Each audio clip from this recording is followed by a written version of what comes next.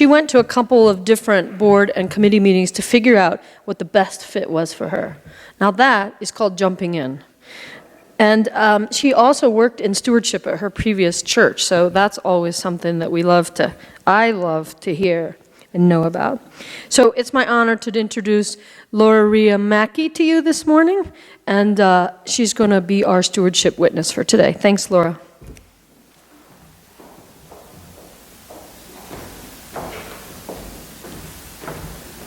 Thank you, Libby. So I have been a part of a church for longer than I can remember. I grew up in a delightful American Baptist church in Eugene, Oregon. And in those early years, my dad taught me some things about what it means to live in community with the church. So lesson number 1, this is important. If you volunteer to bless the food at the church potluck, they'll let you be first in line. Lesson number 2, the church is family, and you always show up for family.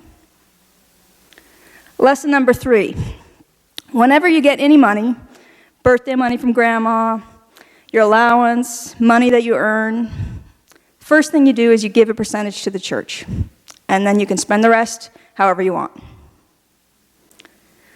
So I have talked to a lot of peers and friends of my generation who grew up in the church and no longer choose to make church a part of their lives.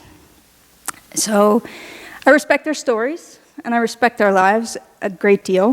One friend told me at some point she stopped going to church, and she just found that she didn't miss it.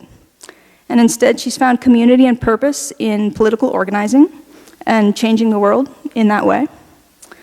I talked to another friend who told me she stopped going to church because of the guilt and fear that she had learned there, and she stopped believing in God. But she entrusted to me the crucifix she got at her confirmation in the Catholic Church so that she didn't have to throw it away, but she couldn't keep it anymore. I had 2 other peers just recently approach me about Christmas Eve services here because they weren't really ready to be part of a church, but they missed the beauty and the celebration of Christmas in a church. So I know it isn't a given that just because I grew up in the church, I would continue to belong to a church now as an adult. I've asked myself the question at various points in my journey, why am I part of the church? Why do I choose to belong? So I want to tell you some of my answers this morning.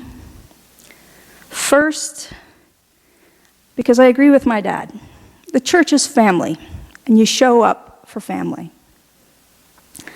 You don't show up for family because they are perfect, because they never hurt you or disappoint you. You show up for family because you love them. My 40 years in the church have given me plenty of experiences of imperfect people doing imperfect things that have caused pain, but also experiences of great beauty. When I came out as gay, there were parts of my church that no longer welcomed me fully into their community.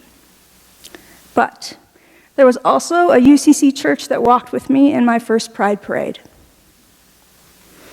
And it was delightfully healing to have little old church ladies come up to me in that church and say, "Oh, Laura, when are you going to come here with a partner? We just can't wait to see it."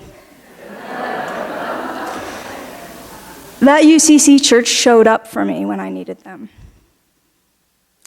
So second, I belong to a church because church is the place where I feel most myself. This is the place where I can bring not just my strength and knowledge, but my doubts, my vulnerability, my pain. Because the church, at its best, is a community that is defined by forgiveness, by grace, and by love.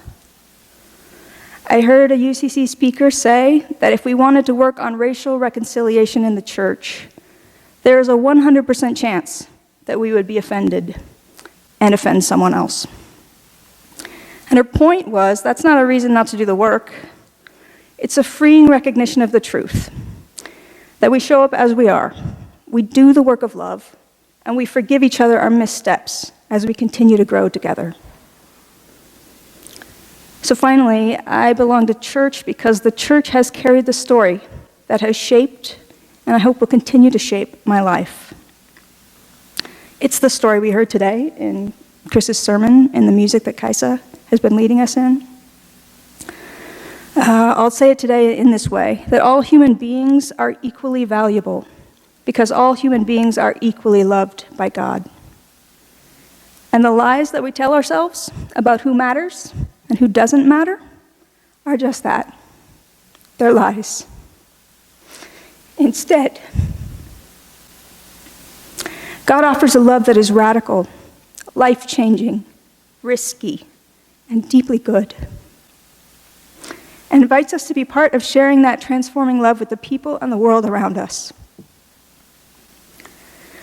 When I moved to Boulder last winter, I started looking for a church right away because I needed my family. I am so excited to belong to First Congregational Church. In the 10 months that I have been here, I have encountered energy, joy, and passion from this congregation about who you are and what you have to offer your community.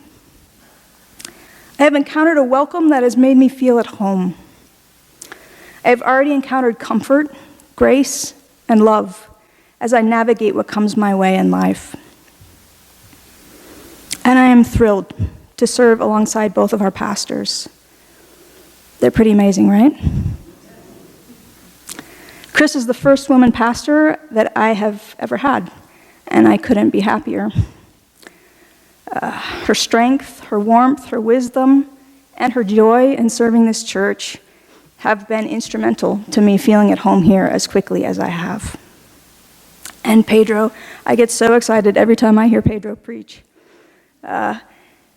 He speaks my native faith language.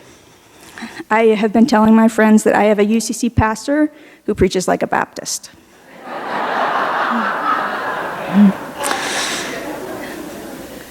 He speaks with passion and revolutionary fire about a Jesus who turns this world on its head. And we need that, right? So it's a no-brainer for me to pledge my financial support to this church, like my dad taught me to do. I want to do my part to keep the lights on and the doors open, to pay the staff who give well beyond what they receive, to help raise children who will respect themselves and respect others, to enable ministry within and outside of these walls.